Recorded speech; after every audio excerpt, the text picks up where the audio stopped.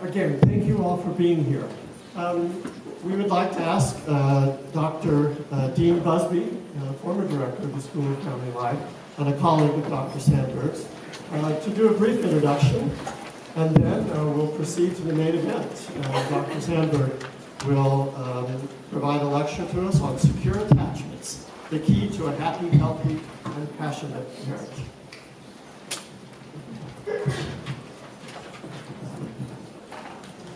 So it's a pleasure to introduce Dr. Steinberg. This is an important year for him. It's his 20th year in academics. So he started in 1998 at Syracuse University and came here in 2008 and is completing his 10th year. Most of you who know Jonathan know that he's very passionate about multicultural families and research. And combined with his 10 years here and his time as an undergraduate student now, I think he's lived in Utah longer than any other place in the world. So now he's got to call himself the Utah, which for a person that appreciates diversity is a little bit of a chagrin. In fact, I think he was born in Mexico. You're Mexican, right? My brother. Oh, sorry. I was going to say, with Trump in the White House, he's going to be looking over his shoulder. But anyway, you have in the program some details about some of the things he's published, so I won't go over those in detail. But one of the things that impresses you when you get to know Jonathan is how widely successful he is in terms of the different areas of responsibility. Many faculty are good at one thing. Maybe they teach well or they're a good scholar. Jonathan does everything very well. He's a fantastic scholar. You look at his publications in his field. He's one of the top scholars in family therapy. He's a fantastic teacher. He's won numerous awards for his teaching. He gets great student evaluations every year, and he teaches hard classes that typically stretch students to grow in ways they're not particularly interested in growing sometimes. So there are challenging classes to teach. He's a fantastic administrator. In fact, his accomplishments in the scholarly area are particularly noteworthy because about half of his 20 years he's been running some kind of program doing administrative work. And usually administrators don't get a lot of scholarship done, but Jonathan, Dr. Steinberg has consistently been able to do high-quality research and be an administrator. And he's a great clinician as well. So without more, well, I will say that, of course, his greatest accomplishment is his family. Had the privilege of vacationing a little bit with him, and what a hoot they are to be with. And you really get to experience secure attachment and see it in action. His wife, Sharon, and he have been married for I don't know how many years now, 26 years, and they have 4 wonderful children. So it's my great honor to introduce Dr. Jonathan Steinberg as an excellent example of the Virginia Cutler ideals.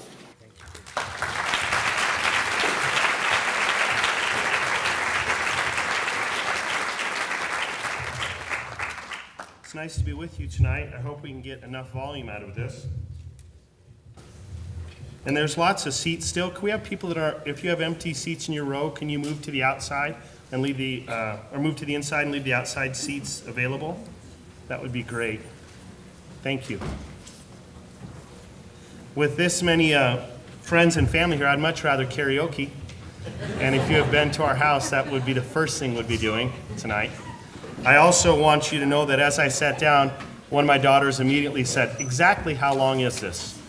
So the other daughter already said, "Why would I go to hear another lecture?"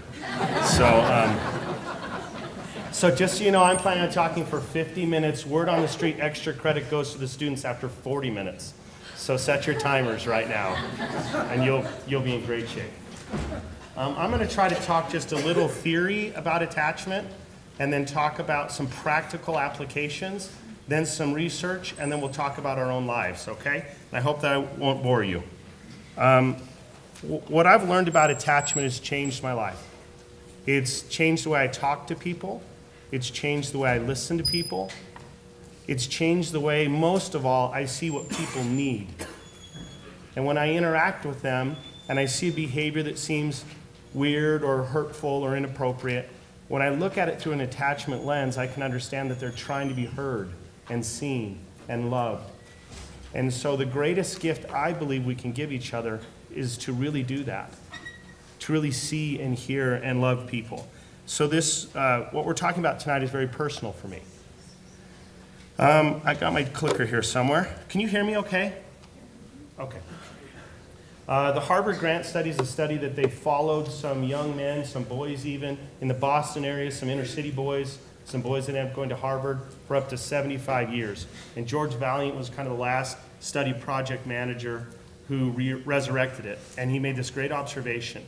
They found the people that were happiest across the lifetime were not the people who drank the less, who had the most successful job. They were the people that could report the most love. And he said, then the greatest challenge we have is finding a way of coping with life that doesn't push love away. And so what happens so often is when we feel we're being rejected or we're afraid we'll be rejected, we do things that pushes love away, which kind of cements the thing we're most afraid of, which is isolation. So let's talk a little bit about that. John Bowlby and Mary Ainsworth Salter are kind of the originators of attachment theory. We could talk about that a lot. I'm just going to give you 5 principles. This need to be loved and seen and heard is hardwired. It's deep in the brain. It's universal, cross cultures. I think there's something like 120 international studies of attachment in childhood. And the principles hold up across cultures. What people are looking for is a safe haven and a secure base. I have a little nest in my office from the play therapy room, and in it are some birds. And I like to think of a safe haven as a nest. When there's a storm, it's somewhere you can go. It's somewhere you can go to find respite. A secure base is what you launch from to go do really amazing, courageous things. When I was a teenager, we went to Florida and we saw Cape Canaveral, and they were going to launch the space shuttle. And they showed us the launching pad, 21 feet thick cement. To launch, to withhold the pressure, the heat that would occur to launch, they had to have a really secure base. So we all want a safe haven and a secure base. That's what we're looking for. Bowlby and Ainsworth said that there are 2 behaviors that determine whether or not a relationship is safe. First, are you accessible to me? Can I find you? And second, when I reach out to you, will you respond to me? Those are the behaviors they say most determine safe and secure attachment.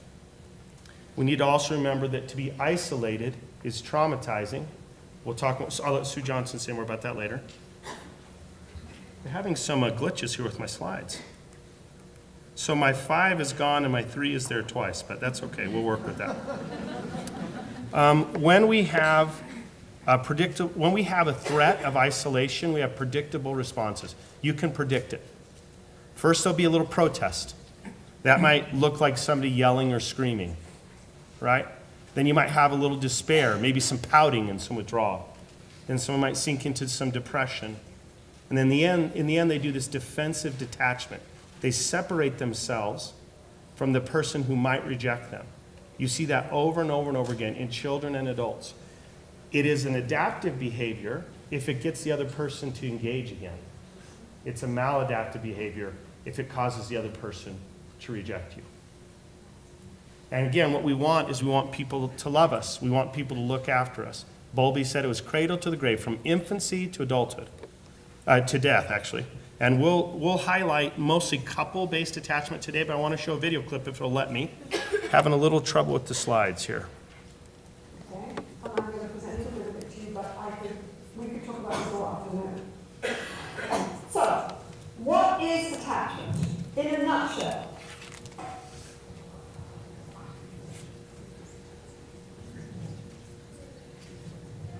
Piglet sidled up to Pooh from behind. Pooh, he whispered. Yes, Piglet? Nothing, said Piglet, taking Pooh's paw. I just wanted to be sure of you. That's about attachment. That's an attachment moment. An attachment moment is when one human being reaches out to another and says, are you there? Do I matter to you? Do you value me? Will you respond to me if I need you? It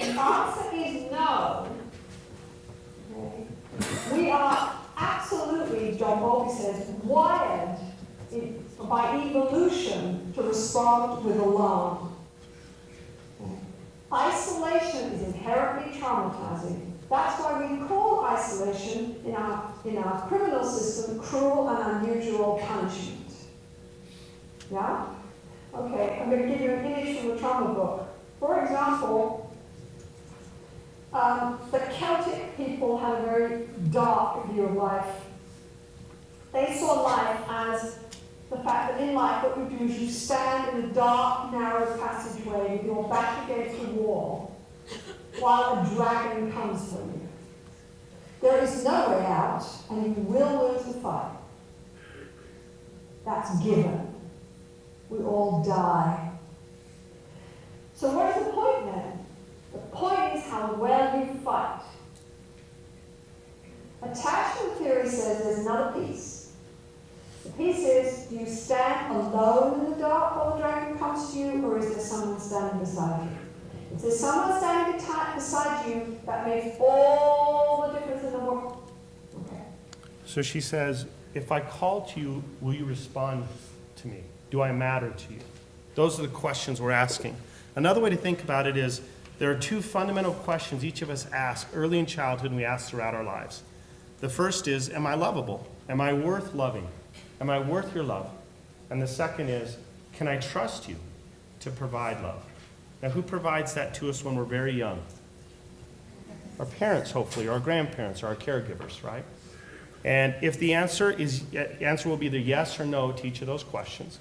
And if the answer is yes, I think I'm lovable, and yes, I can trust you, then you develop a secure attachment style. Research shows that 60 to 80% of kids around the world develop a secure attachment style. But if I believe I'm lovable, but I'm not quite sure that you'll love me. For example, I have teachers, grandparents, people at church, maybe that tell me I'm good, but I watch you and you're inconsistent or harsh or abusive in your approach to me. Maybe you have a substance abuse problem, maybe you have a mental illness problem. Then you'll develop what's called an avoidant style. An avoidant style says, you know what, it's probably better for right now that I don't reach out to you and consistently be rejected. And by the way, if you haven't been a parent, you will hurt your kids in those ways. That's just inevitable. You can't respond to all the demands of life. But if we consistently respond in that way, then kids will develop an avoidant style. In the couples literature, they call this a withdrawer. In the moments of tense conflict in marriage, they choose to withdraw. Okay? But if I see you acting trustworthy with other people, I see you loving other people, I know you can do it, but you don't seem to give that love to me, or I can't seem to earn it, then you develop an anxious style. An anxious style is where someone would consistently try to up their behavior to get approval. For a kid, it would be, did you see my test? Did you see this drawing I did for you? Did you see this thing I cleaned up? They want that love, validation, and attention. Anxious folks knock at the door 5 seconds again later, knock at the door louder 5 seconds later, and you want to open the door and say, I'm coming, right, in a loud voice. Withdrawers find a way to make it to their man or woman cave. They can do it stealthily, they do it regularly, you can't find them. So just by a show of hands, when you're feeling insecure, how many of you know, yeah, I probably withdraw, I'm probably an avoidant type? Okay, how many of you say, you know, I kind of get anxious, I pursue, I go after people, I can make a fuss? Okay. These are adaptive styles. These are things you do to regulate closeness. These are things you do to try to get people to be close. I'll just give you an example from my life. We're a normal family. When I was just about 2 years old, my little sister died in her sleep. And about 10 months later, my mom's mom and her brother were killed on the way to the MTC, and the other brother was left in a coma. That was a period of time where I think it was hard for my folks to be available. I don't have any hard feelings about that. That's just life. That's what happens. Sometimes parents die. Sometimes people are unemployed. So these adaptive strategies we develop in relationships to make sure we manage our hurt. Or at least we can figure out how safe is it to be close. Okay? Then there are, unfortunately, folks who grow up in an experience that's very traumatic. The answer is clearly no to both, and they develop a trauma response. And they usually are trying to draw people in until people get close enough, and then push them away. And so it's this kind of push me, pull you, and it's very confusing if you're trying to interact with them. They desperately want closeness, but if you get too close, you're going to hurt them. So they have to push you away. Okay? So that's kind of the typology. I'll give you an example of what it looks like in an infant-parent relationship. Babies this young are extremely responsive to the emotions and reactivity and the social interaction that they get from the world around. This is something that we started studying 30, 40 years ago, when people didn't think that infants could engage in social interaction. And it's still face experiment what the mother did was she sits down and she's playing with her baby who's about a year of age. And she gives a greeting to the baby gives a greeting back to her. This baby starts pointing at different places in the world, and the mother's trying to engage her and play with her. They're working to coordinate their emotions and their intentions, what they want to do in the world. And that's really what the baby is used to. And then we ask the mother to not respond to the baby. The baby very quickly picks up on this. And then she uses all of her abilities to try and get the mother back. She smiles at the mother. She points because she's used to the mother looking where she points. The baby puts both hands up in front of her and says, "What is happening here?" She makes that screechy sound at the mother, like, "Come on, why aren't we doing this?"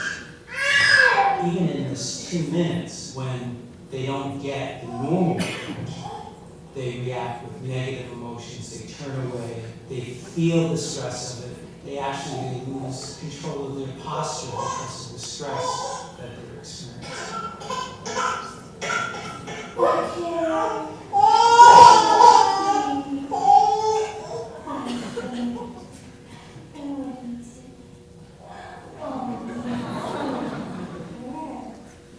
So we're like the good, the bad, and the ugly.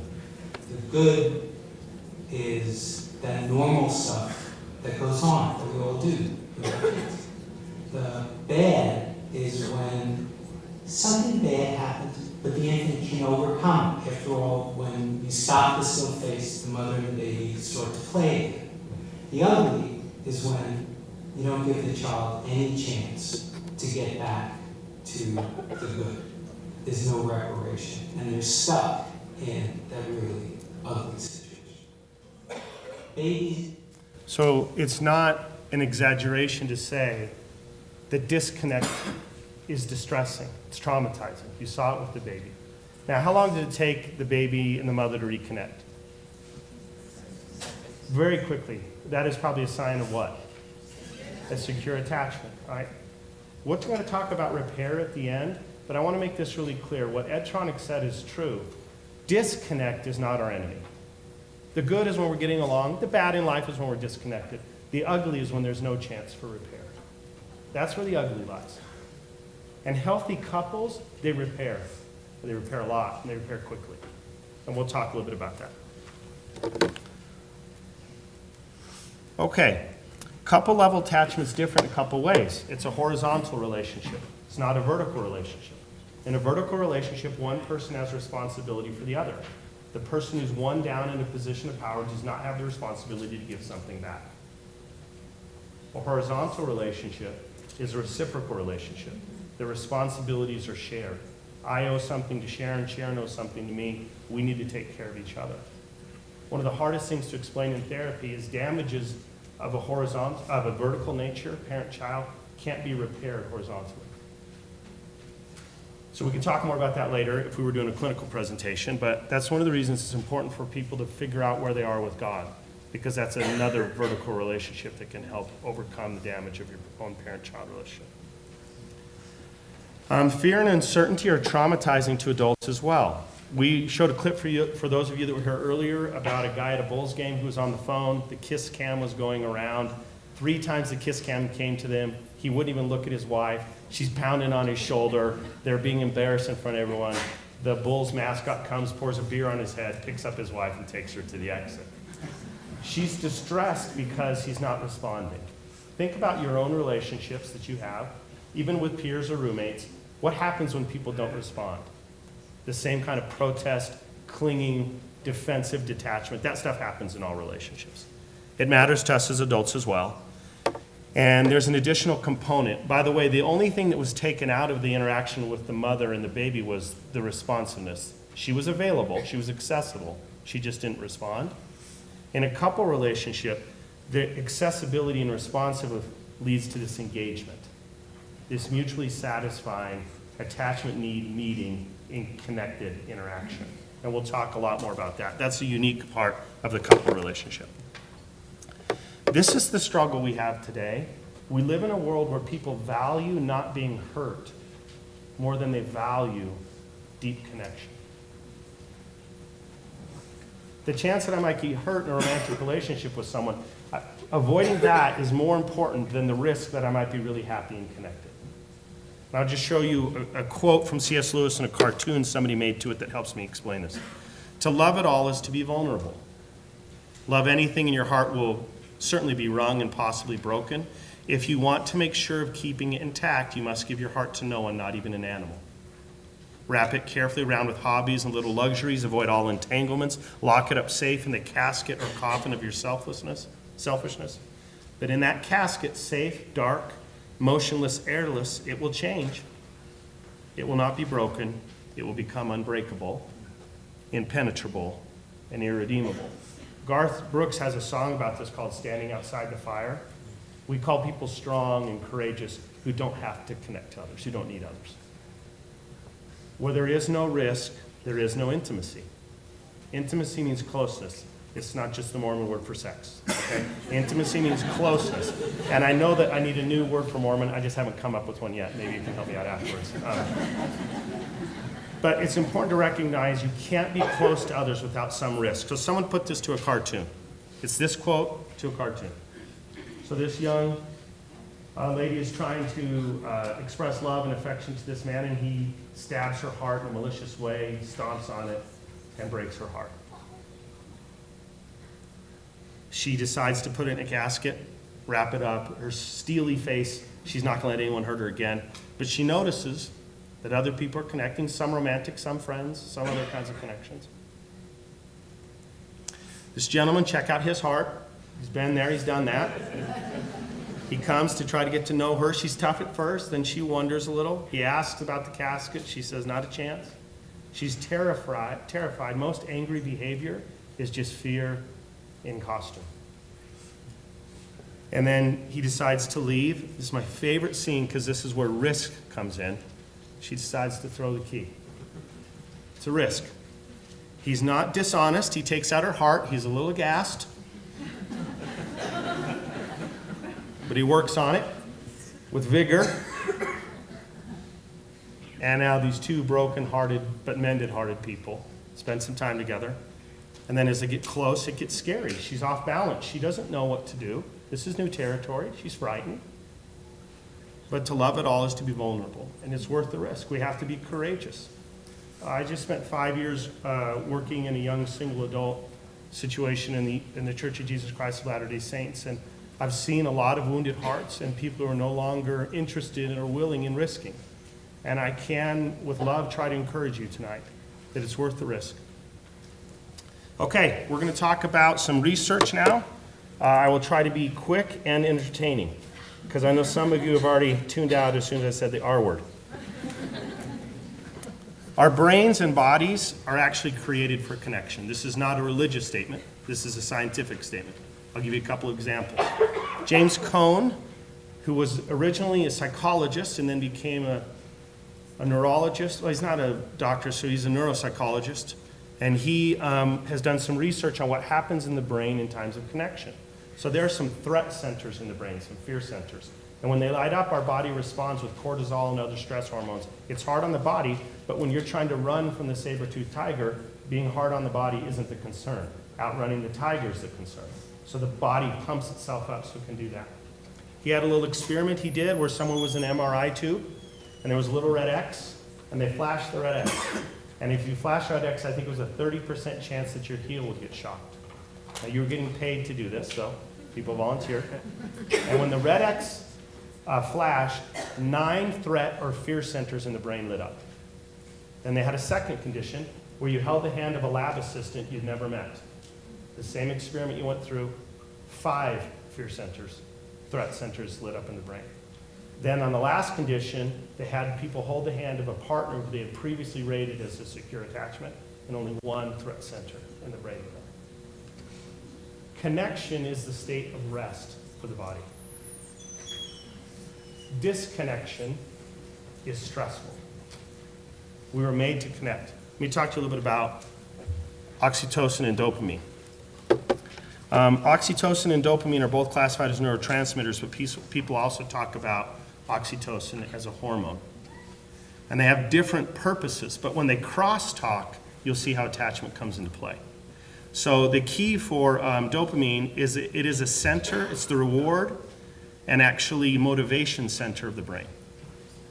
There's something I want, it's important to me, it motivates me to accomplish that. Oxytocin is what we call the cuddle hormone, some people call it. It actually plays a key role in connection and safety. It's released at times of great physical proximity, like breastfeeding or a hug. It's also released during orgasm. It's a connector. They have some really interesting studies about what people will do when they're given a dose of a nasal spray of oxytocin, and their actual physical distance, their comfort level, their bubble, decreases between people with extra oxytocin. So think about this. When dopamine, the reward and drive and purposeful part of the brain, is going after something that's highly rewarding, like connection, and they crosstalk, thus you see the drive for people to connect in romantic relationships. It's what they're hardwired to do. For me, there's more than an evolution-based survival need. That's how it's talked about in science. I see it more as a divine creation issue. Okay, just a couple other research slides that I summarized for you. Isn't that nice of me? There's a good book by McLenser and Shaver, which is Attachment in Adulthood. And there were over 1,000 studies, over 1,000 published and reviewed studies in this one chapter that shows that insecure attachment style is linked with mental health in the following ways. When you feel insecure in your relationships, you're more likely to be depressed, anxious, report OCD, eating disorders. You see the rest there. Most of these studies are cross-sectional, but there are some longitudinal studies, and there are some studies with some nice controls. So insecure attachment predicts obsessive compulsive disorder, even when controlling for anxiety and depression. One of the most interesting lines of study now is that people who report high security and attachment have better outcomes when dealing with trauma. Because, as Sue said, when they're facing the dragon, they're not facing it alone. We could talk a lot about some other studies, more than 250 studies that linked attachment security to the following: higher levels of intimacy, communication, satisfaction, commitment, stability, conflict management, and less violence. We did a study that looked at how insecure attachment, and particularly in attachment behaviors, may predict relational aggression and then physical violence, and both of those were true. So we'll talk a little bit about one line of research, okay? A style or an internal working model is how you make and I didn't even review all the literature between insecure attachment style and physical health problems. There's hundreds of articles there too. But I want you to think back to that 2x2 chart. If my experience with someone in my life is consistently that they're not trustworthy, I may learn to avoid them. That becomes an internal working model. When I'm around that person, I choose and decide what to do based upon previous experience. That's a style. Most of the research is based on styles. But behaviors, which we've been researching, is actually focused on what I'm doing in the relationship that promotes attachment or promotes security or insecurity. And so Dean Busby has done this with many people. I'm just one. But when I first moved here, he said, let's work on some research together. He does this in a very skilled way. He says, what are you interested in? And we started looking at the ways attachment is measured in couples. And most of it wasn't partner specific. It was really, the questions were really saying, based upon your life experience of people treating you a certain way, do you feel that this relationship is trustworthy? So there was an assumption that you couldn't change your attachment style for a long time. Research has now disproven that you can come from a very insecurely attached childhood and develop a secure attachment in adulthood. That's good news for those of you that have had rough childhoods. So we sat down, we worked on this measure for a while, and with the support of Sue Johnson and one of our Dean's doctoral student, Kitaro, and thanks to the RELATE data, which thousands of people on campus could say thanks to the RELATE data, who did their thesis or something else out of the RELATE data, we developed the following measure. So here are the questions. Very simple. So you would respond first for yourself, and then you respond second for your partner. So when it's a partner question, like it says at the end, it would be my partner is rarely available to me. Those are the questions. People like it because it's short, it makes sense. It's about what's going on in this relationship right now. And after a couple pilots, we ran a larger data set from RELATE, and then we did a clinical study as well. And in these samples, the attachment behaviors measure, which we developed, which is just brief accessibility, responsiveness, and engagement scale. Held up all the ways it needs to statistically, and it was quite a strong predictor. That was in 2012.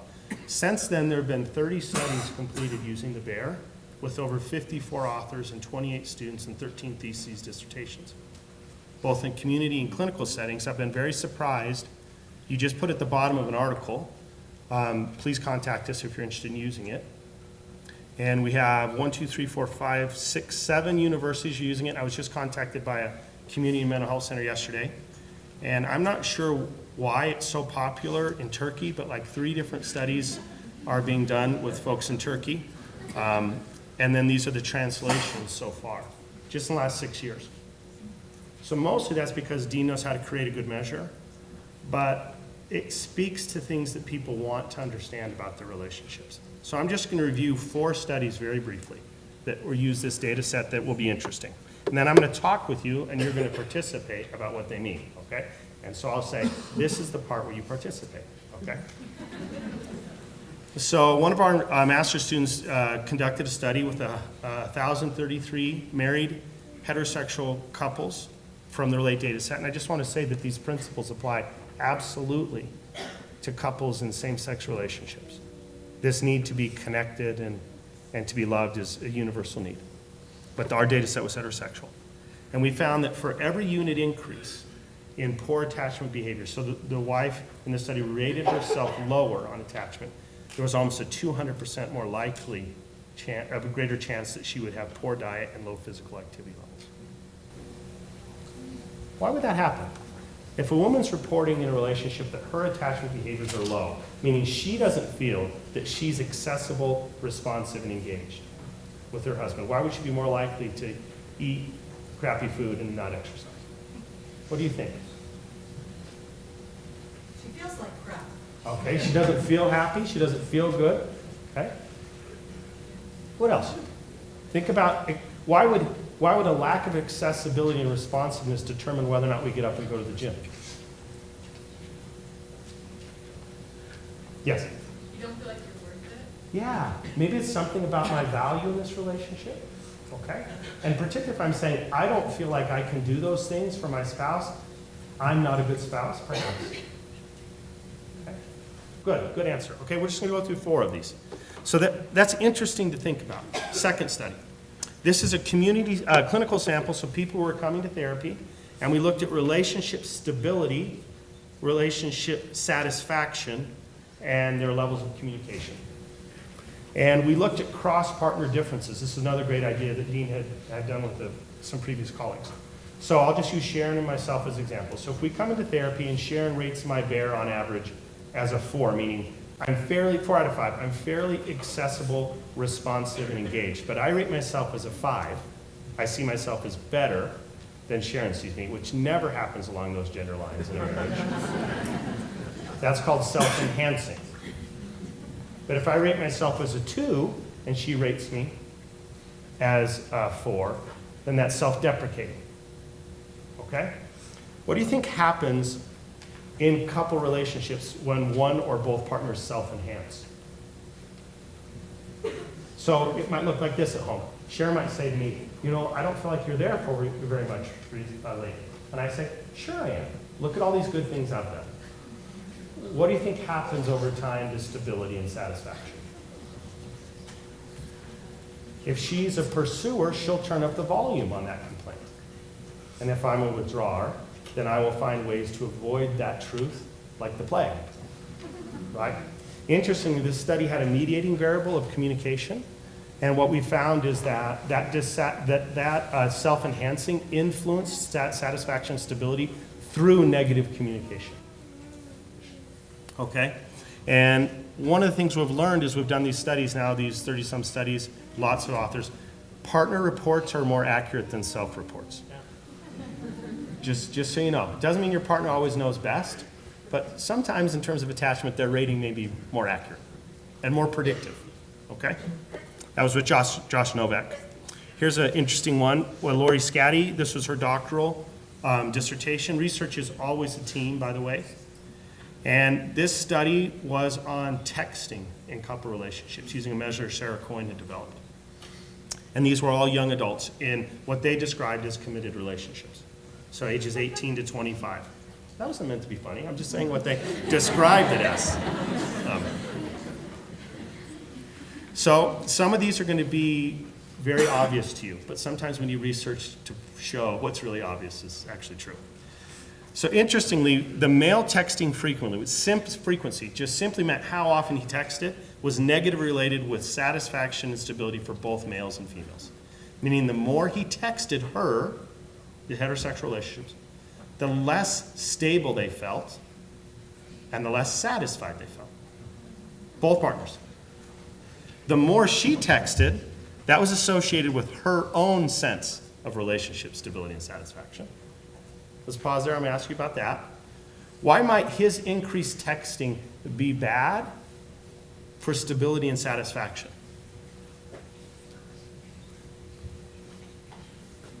Yes? It gives her more to worry over. It might give her more stress. Okay. That's a great explanation. I hadn't thought of that. Yes? From my own experience, I don't communicate as well through text, and so I Excellent. don't feel satisfied doing it in text. Most couples will report that we're not socialized as men to be effective communicators. We're not taught to explore our emotion. Then you throw texting in. I would say that this result is mostly about ineffective communication. Now, on the flip side, why is she more likely to report for herself relationship stability and satisfaction if she's texting a lot?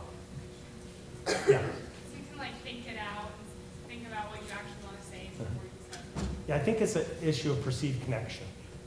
I'm connecting and he's responding. I'm communicating and he's responding. Okay. Then if you text to just express affection, hey, I'm thinking about you, I love you, some cute emoji, right?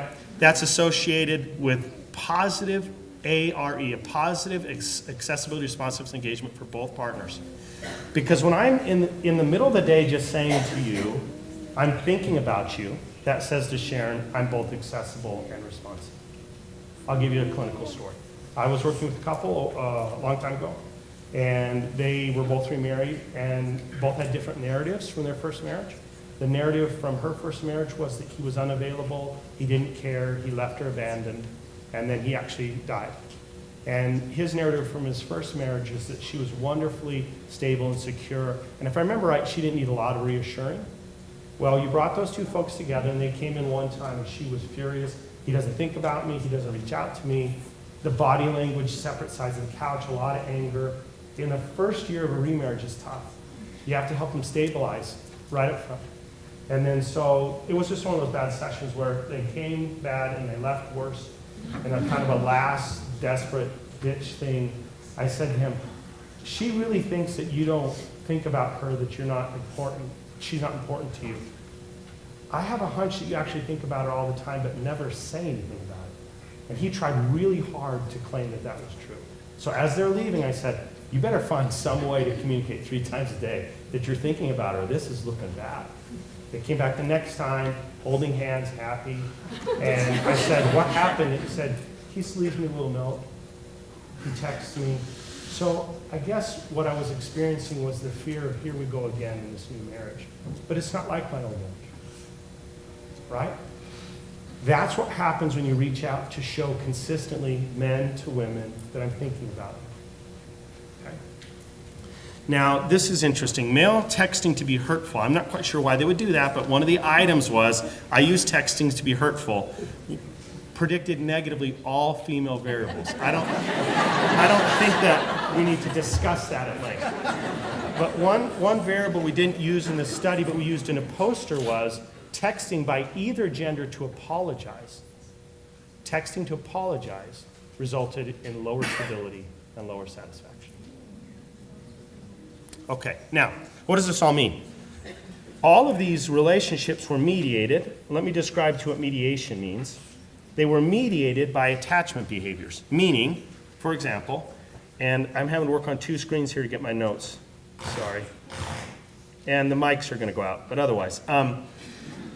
Mediation means what is the mechanism or the how something is transmitted or occurs between 2 variables. So in this case, for example, texting to express affection positively impacts relationship satisfaction and stability through attachment behaviors. Meaning when I text to express affection, I'm showing that I'm accessible and responsive and engaged, which predicts higher satisfaction. On the flip side, when I text to be hurtful, or in our previous study also, when I text to apologize, it makes me look less accessible, responsive, engaged, which is bad for relationship stability and satisfaction. It's interesting, on the Journal of Couple and Relationship Therapy website, this is the highest viewed article they have because it's about texting. Last one. Tasha Bates was one of our master's students, and we were looking at couples and health. Not surprisingly, when you're depressed, you have poor eating habits, less physical activity, you have less healthcare utilization, and it's true for yourself and for your partner, meaning that if I'm depressed, Sharon also is less likely to go to the doctor, so forth, so on.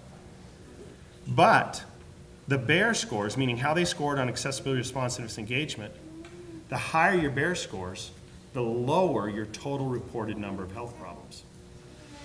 And BEAR mediated the relationship between depression and total health problems. What does that mean? Well, let me explain it to you this way. When female partners, some of the partner effects first. When female partners were depressed, male partners were less likely to be physically active and eat well. So when the female partner is depressed, why are men less likely to exercise and eat well? She doesn't feel like cooking. That could totally be true. What else? Yes? So this would be a wonderfully benevolent and hopeful explanation, is that he's trying to take care of her and he doesn't have any time to take care of himself, and I hope that's true. I think what we find clinically is that often the women in relationships are the spur or the prompts for healthy behavior. And when she's struggling with depression, that's not always a self-motivated behavior for men. Not always, but it can be in some relationships. Another partner effect. When female partner reports, when male partner is depressed, the female partner reports fewer health problems and she goes to the doctor less often. So when he's depressed, why does she report fewer health problems and go to the doctor less often? Yeah.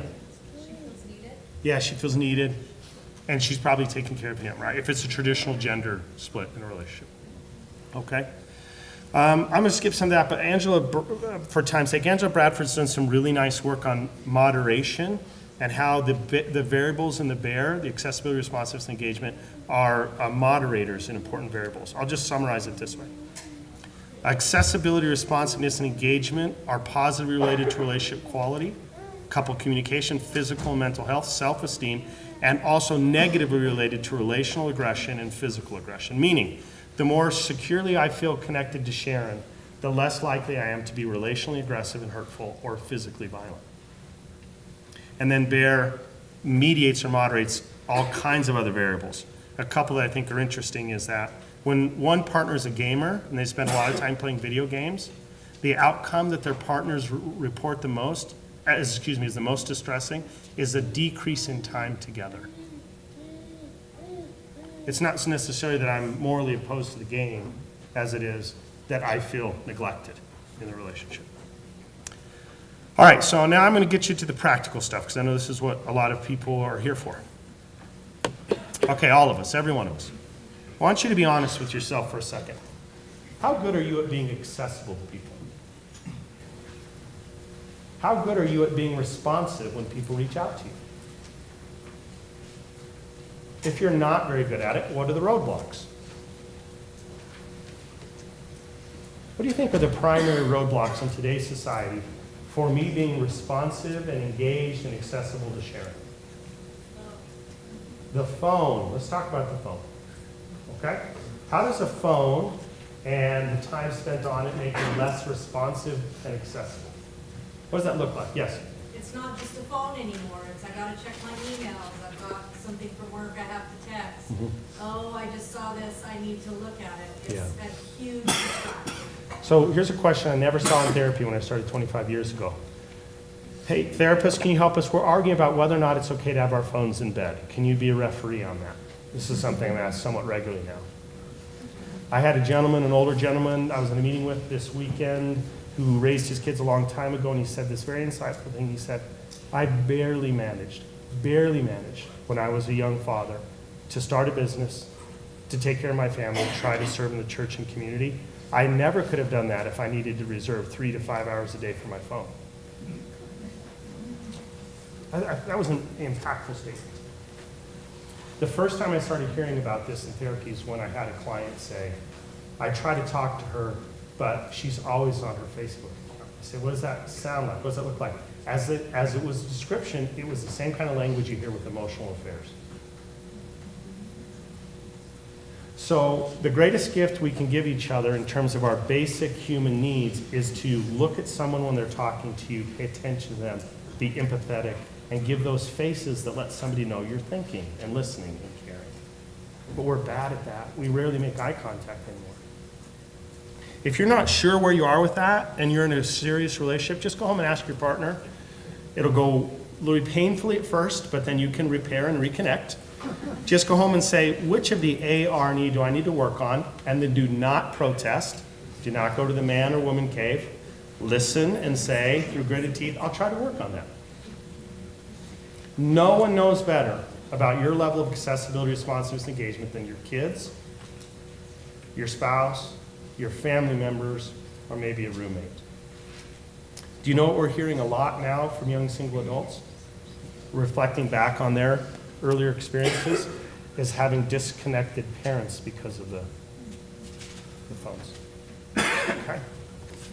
And then particularly for you young single adults, what are you doing right now to practice being accessible, responsive? You need to practice. And you can do that by actually listening to someone and not multitask. Okay? So I wanted to show you a video clip, and this will probably be the last thing we have time for, that helps us look at this idea of repair. So this is a couple that has a moment of disconnect. So you'll watch them fight. One of the problems is we don't watch very good clips on fighting. And I have several that I use in class. If you want to watch them, there's a great scene in the video produced by the Church of Jesus Christ of Latter-day Saints called The Prodigal Son. And it's a husband and wife arguing after a dinner party. It's a great argument scene. There's a great scene in Rocky 3 on the beach with Adrian and Rocky arguing. There's a great scene in the movie Fireproof. Sometimes we need to learn how to fight effectively and then repair, okay? And so I'll show you that clip right now.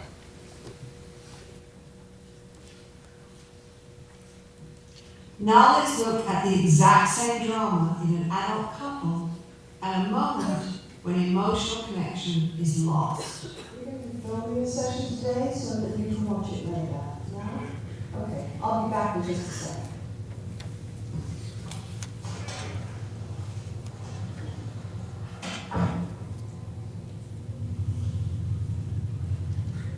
This is very good. Very convincing. I also think that we're going to have fun. My sister's birthday on Saturday. I love when you and I do things together as a couple. I think we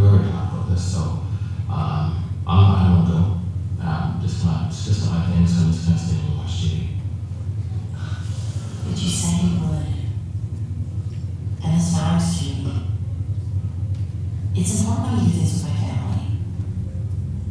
That we all be together.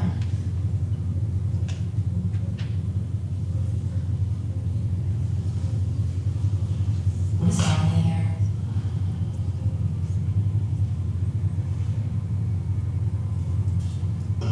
Are you gonna talk to me?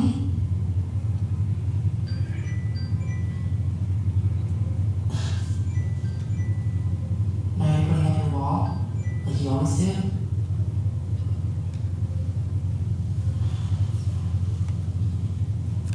Are you listening to me? I just don't see how your family reunion is my issue, okay? Don't talk about it here. Talk about it here. It seems like my feelings and what's important to me is an issue with you. This matters to me, Ted. And you said you would come. We can talk about it here. Don't get so upset. This is where I feel like we're running a couple. But you don't care about my feelings. And we even have to talk about these things. Well, now you're just being critical. And that's not talking, you know? After this, I'm just gonna go back to work. I feel like I'm all alone here. Where are you anyway? Why do you have to make such it's like a total emotional thing? It's not a big deal, okay? Do I matter to you at all?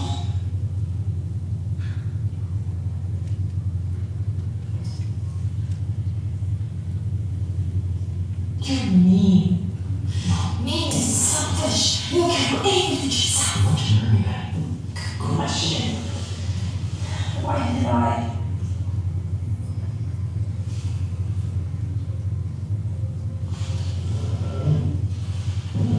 You don't care if I hurt. You're just not there for me.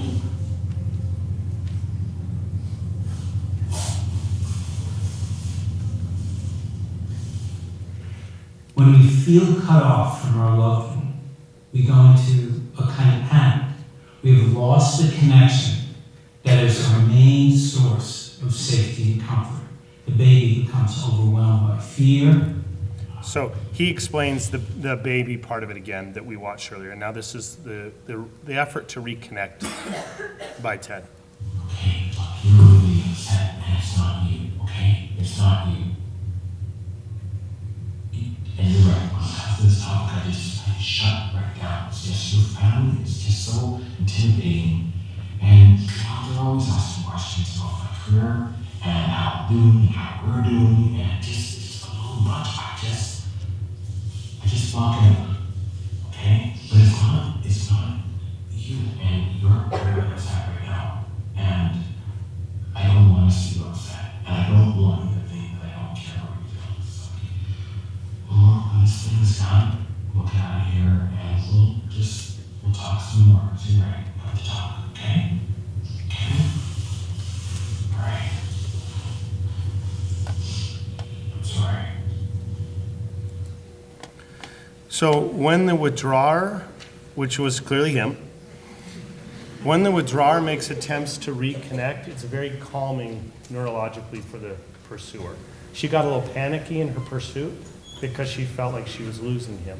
When he attempted to reconnect, there was repair. The myth that healthy couples don't have conflict is just that. I think it's confused with church teachings about the idea of contention is of the devil. There's difference between conflict and contention. Conflict is just two different opinions, and you better have those in marriage. But it's how you repair that is the issue. You do it quickly and it's permanent. You don't bring up the fight from 3 weeks ago and nail them over the head with it. That's called gunny sacking. You put all the problems in and then you hit them with it. So I would just end with this, and then I think we have a couple minutes for questions, or somebody tell me we don't.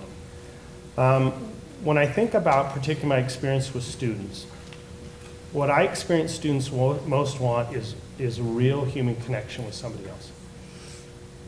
And when we have experience like the civil rights trip, we have an experience like the Belize or Mexico City study abroad, when a student comes to talk about their future, and you can spend a few minutes actually listening to them, giving of yourself, being accessible and responsive, that's fuel. That's fuel for their dreams and their passion. It's so important that we fight to give each other that in a world of disconnect. The world of technology and social media is a world of disconnect and a world of anger and a world of hatred. Can I get an amen on that? Amen. Okay. So we have to agree to not buy into that and connect with each other in meaningful ways. And the principles we've talked about tonight apply with your roommates. They apply if you're a first-time parent. They apply if you're taking care of aging parents. These are the things that we want from each other, and these are the things that we feel so good when we can give to each other. Thank you.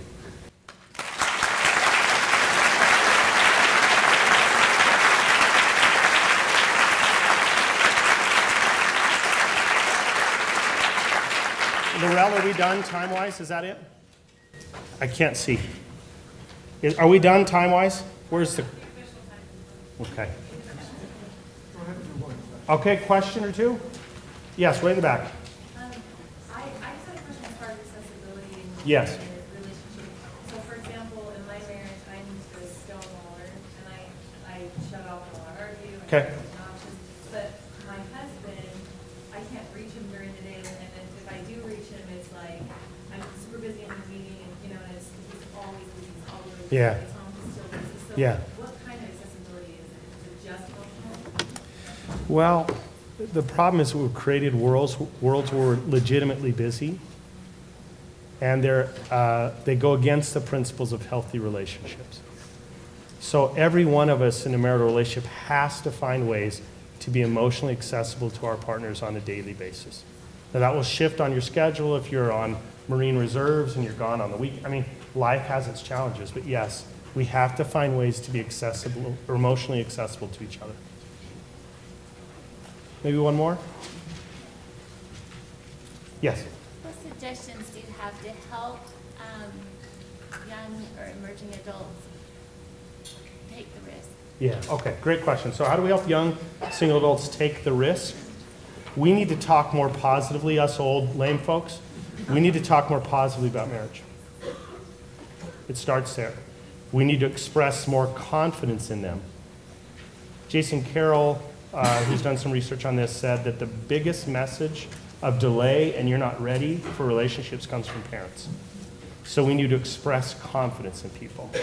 So I'll just give you one little story and then we'll wrap up. So I was at a Church of Jesus Christ of Latter-day Saints setting, and it was an institute meeting, and it was for return missionaries. So these folks had all just gotten home, had just returned home from a mission.